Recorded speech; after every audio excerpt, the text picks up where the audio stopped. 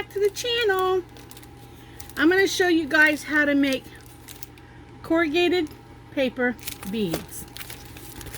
It's made out of corrugated paper, almost like cardboard. A couple years ago, I thought that nobody would ever make corrugated paper again. You see how it's corrugated? Almost like cardboard. So we're gonna roll this, okay? Sometimes this is not as easy to roll. There you go. That's a good view of the corrugated as regular paper. But we're gonna do it because I want to make up a whole bunch of these beads, and I want to put them in a box and sell them. So I have at least 1, 2, 3, 4, 5, 6, 7 different colors. I've got the one I just showed you, a hot pink, green, blue, this color. This is different from the first one, okay? This one is basically hot pink, white, like a golden color, and kind of a blue purple. And then this one has the same blue purple, but it has a yellow in it too. So they are two different colors. And then we got orange. And then I also have small pads of corrugated paper, which I will probably cut up too. But I'm going to start with these because I want to make different size beads out of these. So let me turn you guys around and show you some already made up corrugated paper beads, so you'll see what they're going to look like. That way this video is not stretched way out. I'll still show you how to roll them and stuff, but I can show you some finished product, okay?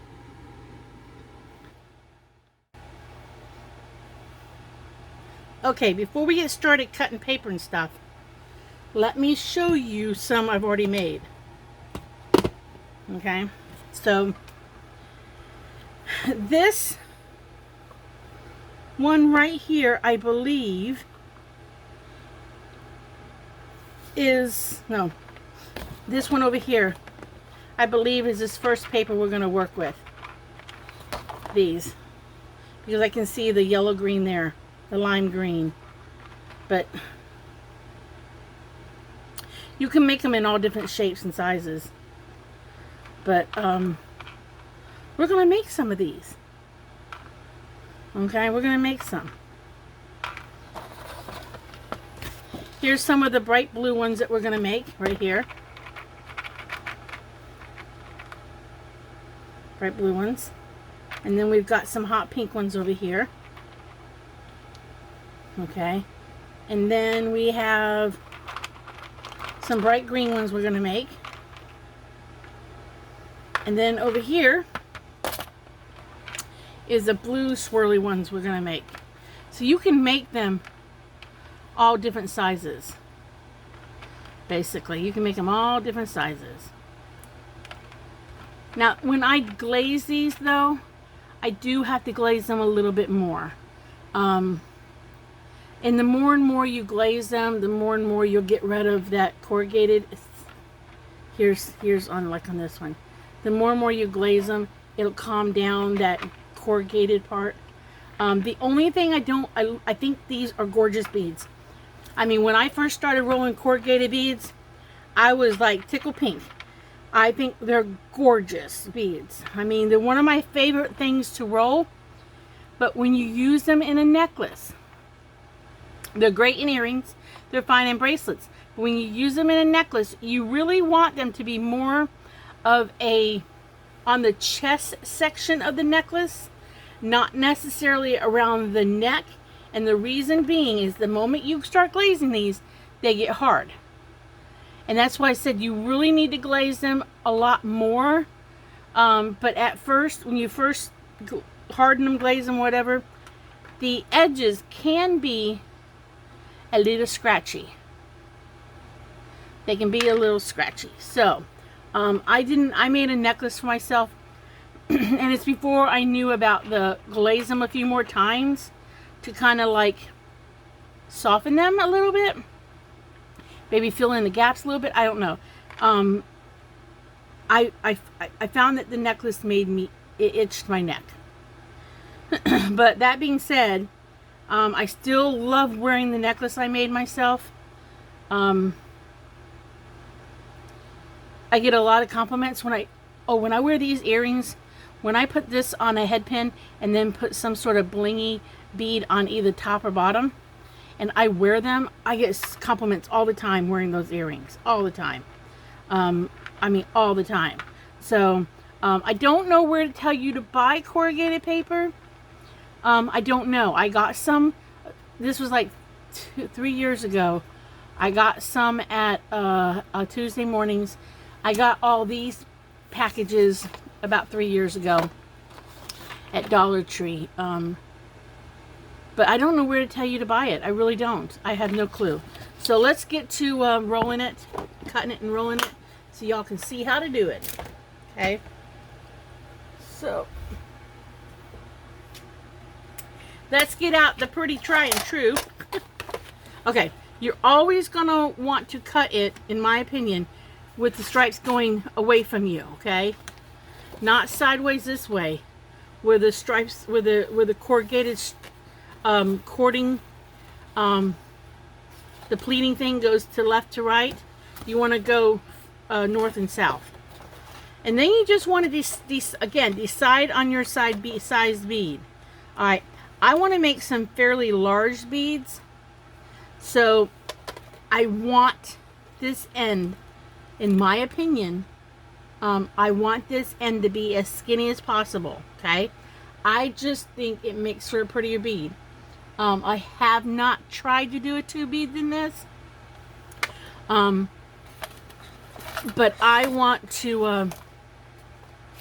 I want to have some good sized beads here, so I'm gonna go ahead and cut them at the like those beads I did in the last video. I cut them at the 2 mark. This one I'm gonna cut at the 3 mark. It looks like it might be an inch long bead, so let's go ahead and do one. Let's hope that cut all the way through. So that's the problem with corrugated paper. It does not always cut all the way through. And I don't want to repress it, because every time I push down, I squish those cord gates a little bit, and I don't want to squish them a lot. So, knowing that I just had a problem, I will now try to cut harder.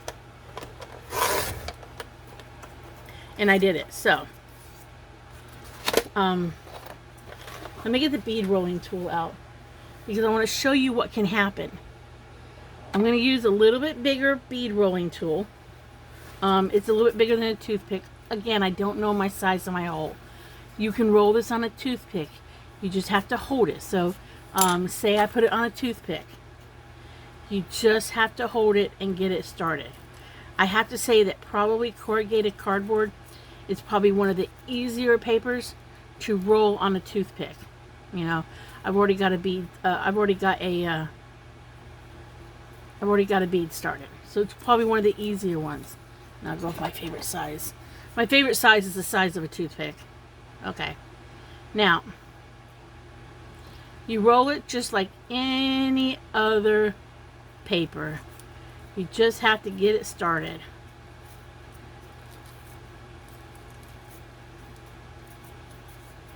But you see what's happening? My bead is starting to go to one side, so I just want to work it. And I find that this doesn't always stick as well, so I have to really hold it. And if I have trouble with this school glue, I'll pull out Aleene's tacky glue and hold it down. Now this particular paper, it runs, the color runs when I dip it, so I have to be careful of that. I don't know if it's because the paper's kind of, the actual finish on this paper is kind of shiny, so I don't know if the ink, if it runs because of that. See, I like the size of that bead. I like the size of that bead. See, this is why I do not glue my whole bead at one time so I can manipulate that bead. Now this bead may still shift on me, so when I go to dip it, I want to double check this bead to make sure it hasn't shifted to one end. If it shifts to one end, it turns into more like a cone bead, which those are kind of cool. You saw a cone bead.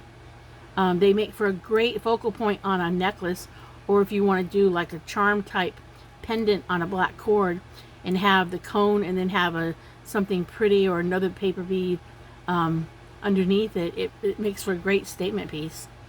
But I'll just set this aside. I do like to let those dry, even with the Elmer's glue, for 24 hours because, like I said, I think there's an issue with the glue adhering to the, it's not a flat surface you're rolling on. Alright, sometimes I have trouble getting one started. So I do have to cut a very smidge off that so that when I slide my bead rolling tool, I slide it inside one of the, it's like I'm sliding inside a groove. I don't know if I can explain this right. And then you just roll them. I mean, they roll just like regular paper, but they tend, see how that's almost teardrop-ish? I want to manipulate it a little bit.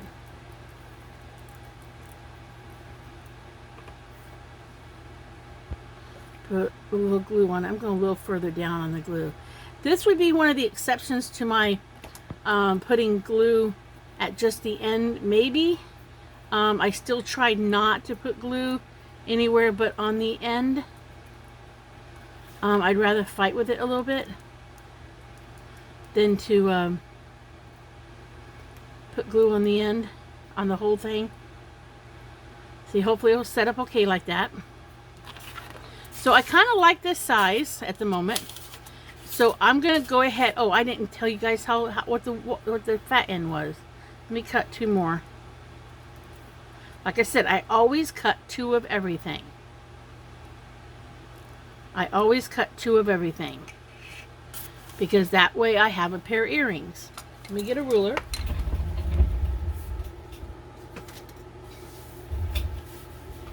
I got my ruler. Let's go ahead and cut two more. Don't y'all just love my pretty paper cutter? I think they still make this paper cutter. I believe they still make it.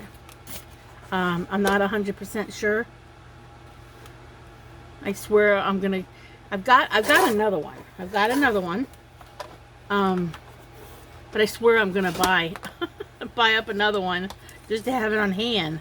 Because you know when you like something, they stop making it. Okay, so yes, the fat end is 1 inch wide, and again, this is 1/8 of an inch. Okay, so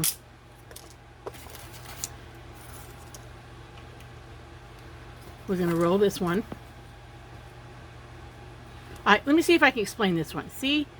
Oh, maybe it's gonna go in there. Okay. I like to use the bead roller. So if I have trouble with this not staying in the groove, if I have trouble, what I do, I hope you guys can see this. You see that the bump? I cut just to the right. Now the fat end's in my left hand. I cut just to the right of that indentation. Okay, so there's the next bump in the corrugated, and there's a flat. That way I have maybe 1/16 wide of a flat spot to slide my bead rolling tool in, and then it can catch it.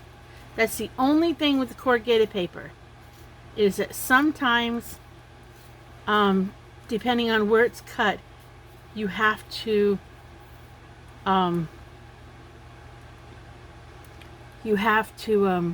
cut that edge off. I mean, if you were having trouble rolling the corrugated paper, you could tack this down in spots as you went, or glue the whole underside. You could do that, because if you're new at paper bead rolling, corrugated paper might be a little frustrating for you at first. I found it a challenge at first, and yes, the first couple times I rolled it, they ended up in the garbage more than they ended up anyplace else. They just did. Let's do that again. Okay. I don't know if this one's going to go on the bead roller. Nope, see? Because that piece right there is it's slightly free from that. So it's not, I'm not going to be able to get my bead rolling tool in there where it will stay. I'm just not. It's like it's a half of a bump. If that makes sense. I hope that makes sense. So there's the channel right there. You see, there's a channel, there's a channel, there's a channel. There's a bump, channel down. So just to the side of that channel, hope y'all can see that, I cut it off. So then I have like 1/16 width to slide my bead rolling tool in, and then it catches it. Oh, what? It catches it. It catches it, and then, okay, it's gonna fight. Sometimes they fight. That's why I said corrugated cardboard paper is a little bit more challenging than just regular paper. And I might, since I'm showing this to you guys, and I just take it for granted that I can roll the corrugated because I enjoy rolling it, I might suggest that y'all use a drop of glue here and there. That's if you're getting the roll like you like it. Like I like that. Just go ahead and put a few tacks of glue on it. Normally I just glue just like a 1/2 inch-ish, but I think it needs just a little bit more to help hold it in place. And when you dip these, if you're not careful, if you dip in the PC petrifier, if you're not careful when you start to dip, that top layer, because there's 2 layers on the corrugated paper. You've got your flat piece on the back, and then your printed piece.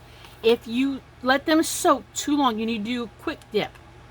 If you let them soak too long, that end, that 1/8 of an inch end, the narrow end, this will start to peel away. Hold on, let me go see if I've got some beads hanging up that's happened to. Let me go look. So just hold on a second. Okay. I did have some. Okay, these are some I did a couple months ago. You see, that can happen. That right there. These have been hanging done. So you're liable to have a lost cause in the middle of glazing them. Now, if you're going to do this by hand and paint them, I don't know if you'll have problems or not. You see, like that bead, the printed piece separated from the white piece. It's just a lost cause bead. I don't do nothing about it. Sometimes when I'm glazing with the PC petrifier, I can kind of push it back in when it's a little tacky, but usually there's a lost cause. Sometimes it's a sheet of paper, like this one almost. I gotta snap them apart. I don't snap my beads apart anymore because my kids do it. And they come in to talk to me. Which one was it? See, like this one was almost a lost cause. I would not consider that a lost cause.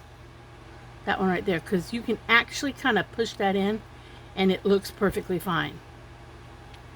So I would not consider that one a lost cause. But see, this is what I'm talking about. The color drips out of them. Can you see that? The color ran. So you have to dip these quick, because they do, if you're doing any kind of dipping thing, if they get really wet, they will actually, here's another one on the blue one. I would not consider that a total lost cause, because I can actually push it in even after it has been dipped. So I would not consider a total lost cause. I mean, these are not going to be perfect beads, guys. Corrugated cardboard is not going to be perfect beads, but look how gorgeous they are. Okay, these are some I did back in February. Like I said, they're one of my favorite beads to do. Now let's go to another color. We just showed you blue ones done. Let's do a little bit of this. I'll come back later and finish cutting this up. I got this, like I said, originally from Dollar Tree.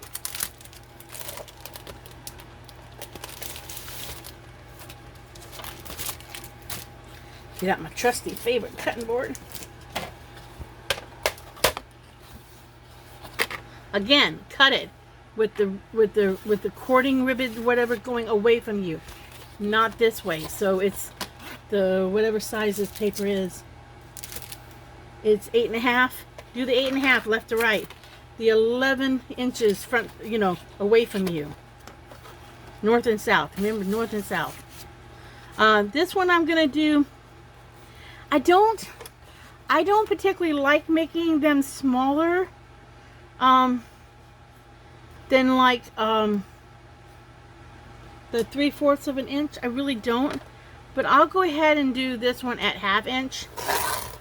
Again, keeping this end, the skinny end, about 1/8. I'll go ahead and do a 1/2 inch strip.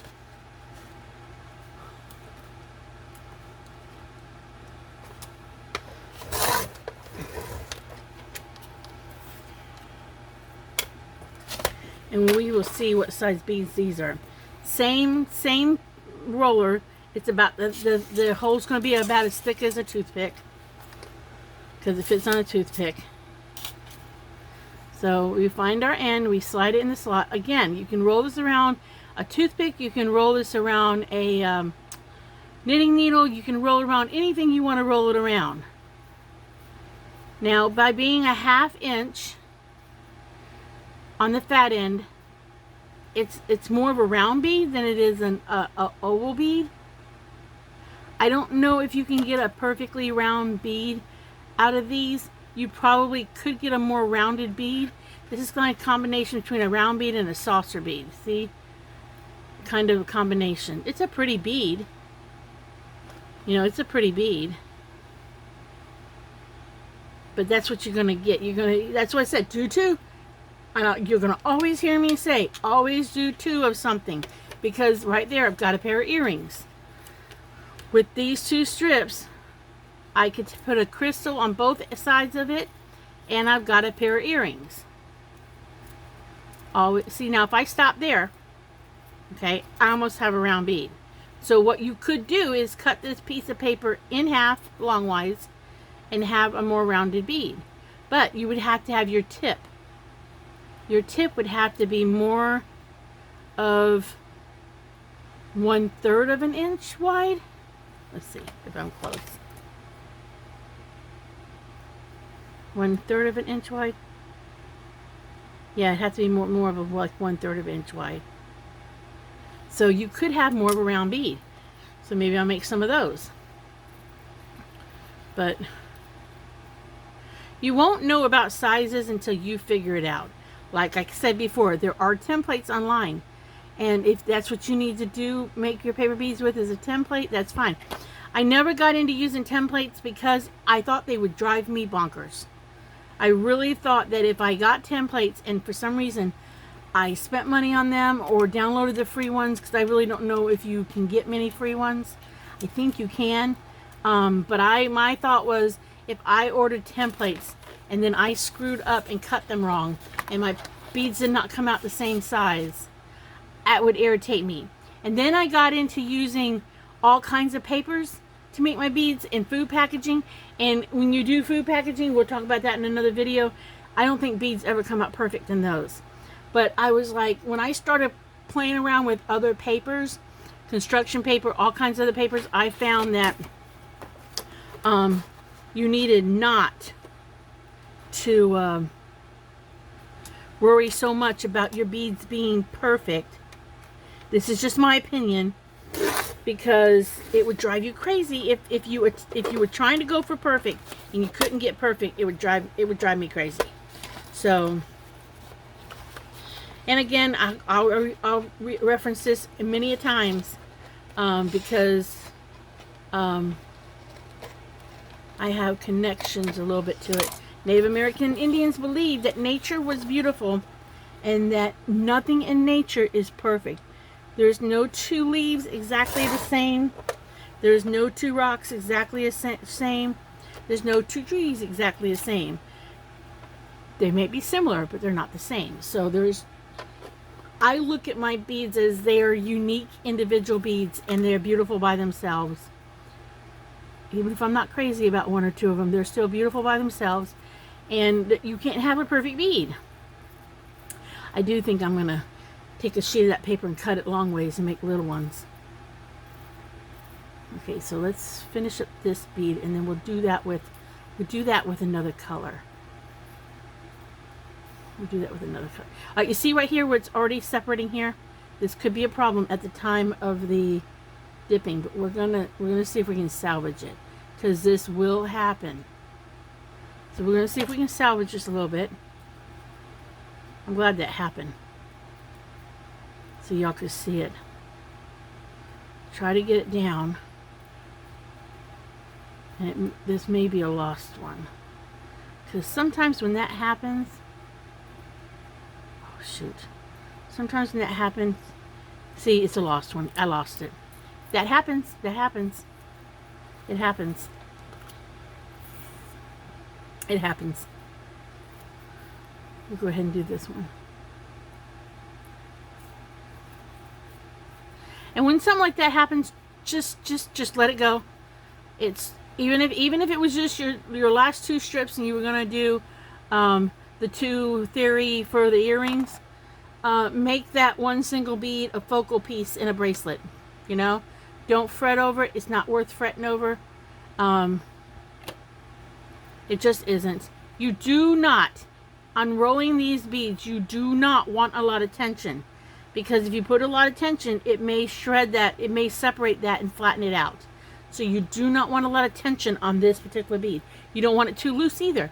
I don't know if I had it not tight enough or if it was too loose. I don't know. I don't know. So right now we've got these made up.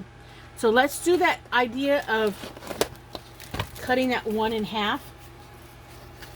And let's see what happens. Let's do it with the blue. Let's do it with the blue.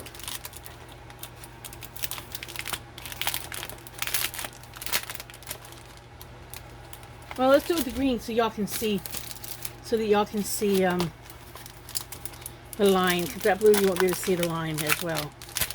Let's pull out a piece of blue.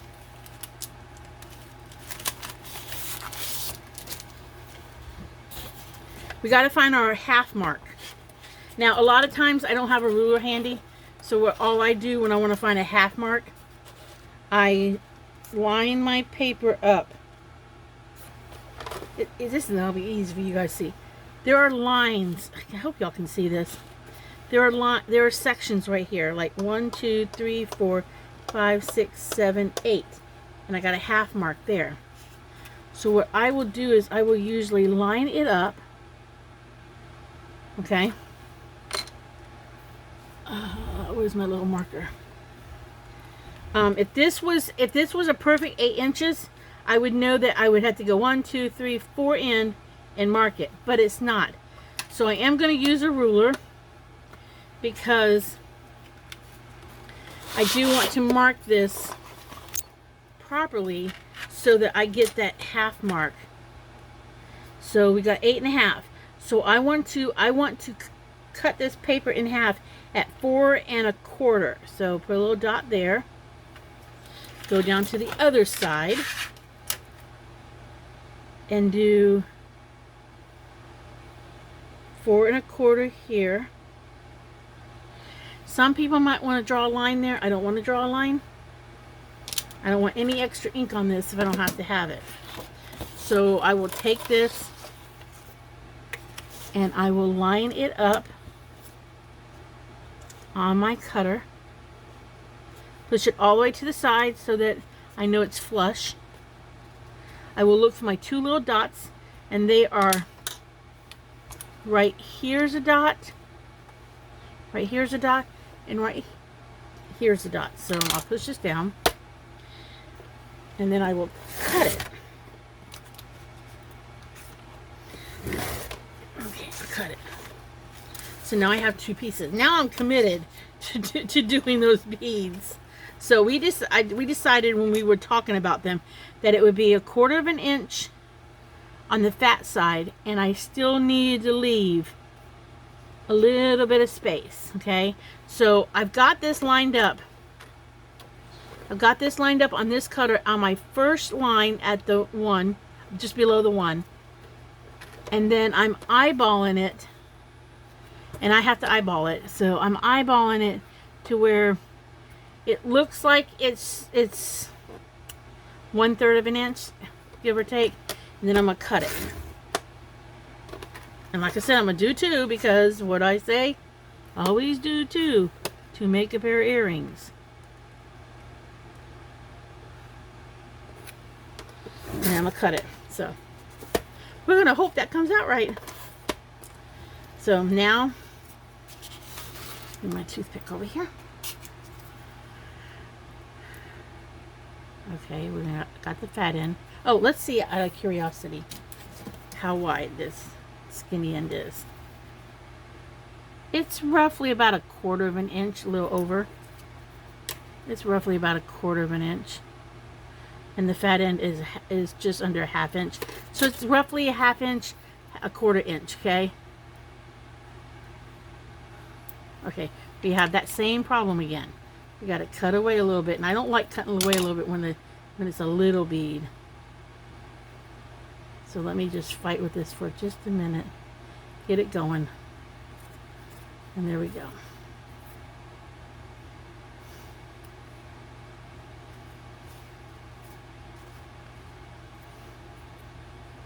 This is more of a roundish bead. I don't know if I like this as well, but we'll find out in a minute.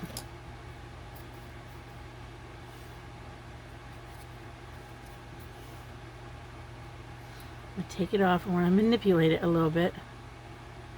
I personally don't like this as well. It just to me, it just looks like a roll of that stuff you buy at Dollar Tree that the teachers put around a corkboard in their classroom. And you can use that too, you guys. If you can't find corrugated sheets of paper, you can buy that in the rolls and just cut them and then cut them. I don't like this. See, I don't like that.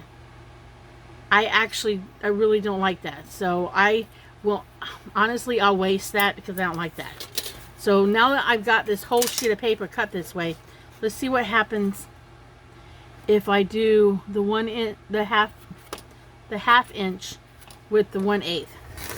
Let's see if I can salvage the cutting up of this. I cut the edge off, so go on the roll.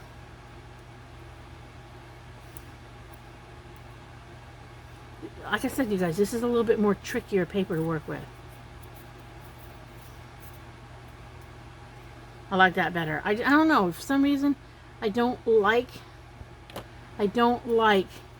this particular paper anyway but a tapered bead. That's a nice little round bead. I'm okay with that. So I'll be making up a whole bunch of these little neon green little beads like this. Sometimes I even go in and I push in on those little grooves. So I'll make up a whole bunch of these little ones. And that was a 1/2 inch by 1/8.